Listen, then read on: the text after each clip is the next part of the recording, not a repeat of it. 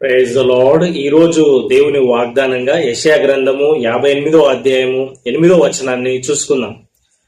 అలాగున నీవు చేసిన ఎడల నీ వెలుగు వేకు చుక్కవలే ఉదయించును, స్వస్థత నీకు శీఘ్రముగా లభించును, నీ నీతి నీ ముందర నడుచును, యెహోవా మహిమ నీ సైన్యపు వెనుకటి భాగమును కావలి కాయను.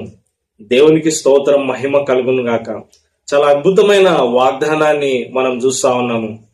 నీ వెలుగు ప్రకాశిస్తుంది, స్వస్థత నీకు శీఘ్రముగా లభిస్తుంది. దేవుడే నీకు తోడుగా ఉండి నిన్ను నీ కుటుంబాన్ని రక్షిస్తాడు, కాపాడుతాడు. నువ్వు చేసే పనుల్లో దేవుడు తోడుగా ఉంటాడు అన్న శ్రేష్టమైన వాగ్దానాన్ని మనం ఇక్కడ చూస్తా ఉన్నాం. అయితే ఇలాంటి దీవెనలు మనం పొందుకోవాలంటే ఇక్కడ పై వచనాల్లో రాయబడిన ఆ నియమాలను, ఆజ్ఞలను కూడా మనం చూడాలి.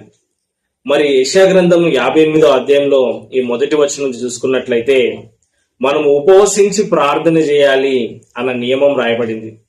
మరి ఈరోజు ఈ వాక్యం వింటున్న నీవు ఉపవాసం ఉండి ప్రార్థన చేస్తున్నావా? కన్నీటితో దేవుణ్ణి వేడుకుంటున్నావా?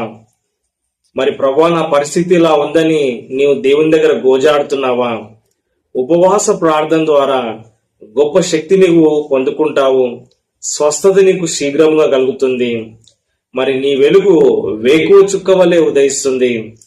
దేవుడే నీకు కాపుదలగా ఉండి నిన్ను నడిపిస్తాడు. ఉపవాసము ఉన్నప్పుడు మనం చేయవలసిన ముఖ్యమైన పని ఏంటంటే మనము దేవుని మార్గంలో నడుచుకొనొచ్చు చక్కగా జీవించాలి. కొంతమంది ఉపవాసం ఉంటున్నాము అని తమను తాము ఆయాసపరుచుకుంటున్నారు, కానీ వారు గొడవలు పడుతున్నారు, గొడవలకు వెళ్తా ఉన్నారు, చెడ్డ మాటలు మాట్లాడుతా ఉన్నారు, అన్యాయము అక్రమం చేస్తా ఉన్నారని ఇక్కడ పైన వచనాల్లో కూడా మనం చూస్తా ఉన్నాం. నీ ఉపవాసం ఉన్న దినంలో నీవు మర్యాదగా క్రమంగా నడుచుకో, ఇతరులకు సహాయార్థంగా నీవు ఉండు, నీ పొరుగు వారికి నీవు సహాయం చెయ్యి, మరియు నీవు దుర్మార్గులు కట్టిన కట్లను విప్పుటయు, నీ ఆహారమును ఆకలిగొని వారికి పెట్టుటయు, వస్త్రహీనునికి నీవు వస్త్రాలు ఇచ్చుటయు, ఇదే కదా నాకు ఇష్టమైన ఉపవాసం అని ప్రభు చెప్తా ఉన్నాడు. అంటే ఉపవాసం ఉంటున్నానండి, నీ ఉపవాసం ఉండి కడుపు మార్చుకుంటే సరిపోతుందా? ఉపవాసం ఉంటున్నానండి అంటూ ప్రార్థన మాత్రమే చేస్తే సరిపోతుందా? కొంతమంది ఉపవాసం ఉంటారు, కన్నీటి ప్రార్థన చేస్తారు,